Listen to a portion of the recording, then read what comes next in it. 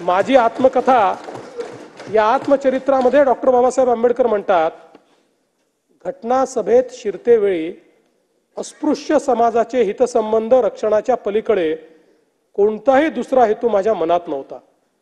घटना सभेतील अत्यंत महत्त्वाची कार्ये करण्यासाठी माझी निवड करण्यात येईल याची मला चुकून कल्पना देखील नव्हती.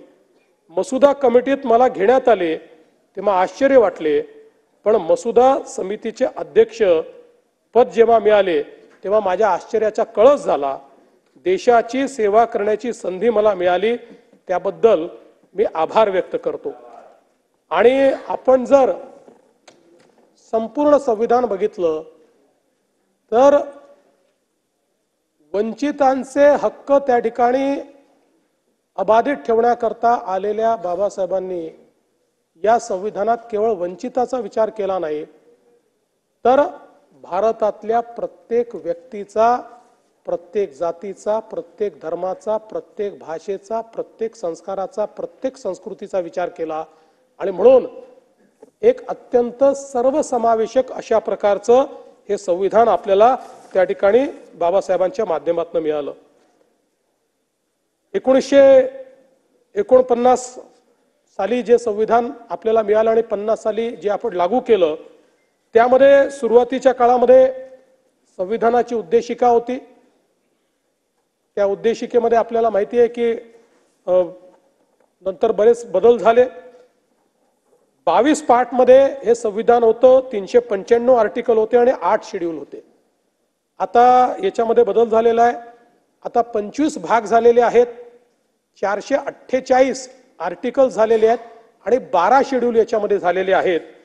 जवळपास मसुद्याच्या वेळी संविधानामध्ये सगळ्यांनी मिळून 7635 सुधारणा सुचवल्या होत्या. त्यापैकी 2473 सुधारणा या टेबल झाल्या आणि स्वीकारण्यात आल्या.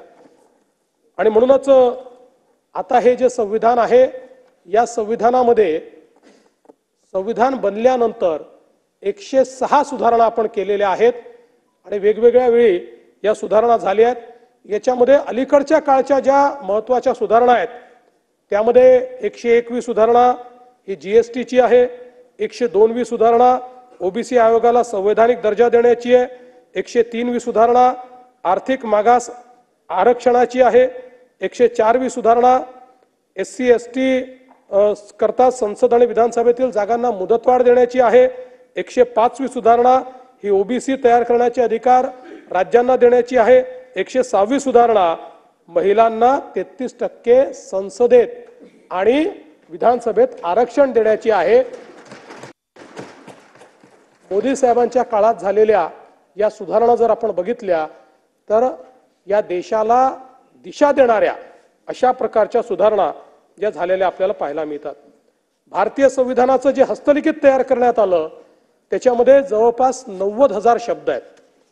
प्रेम नारायण रायजादा यांनी कॅलिग्राफीने ते लिहिलेलं आहे. ही जी मूळ प्रत आहे हँड रिटन आहे, कॅलिग्राफीने लिहिलेली प्रत आहे. त्याकरता त्यांना 6 महिने लागले.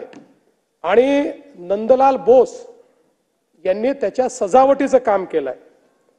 आणि सिंधू घाटीपासनं तर स्वातंत्र्याच्या चळवळीपर्यंत जे काही आपला इतिहास आहे, या इतिहासाची आरेखनं ही या संविधानावर रेखाटलेली आपल्याला पाहायला मिळते. आणि ही जी मूळ प्रिंट आहे ही हेलियम केसमध्ये आजही संसदेच्या लायब्ररीत ठेवण्यात आलेली आहे.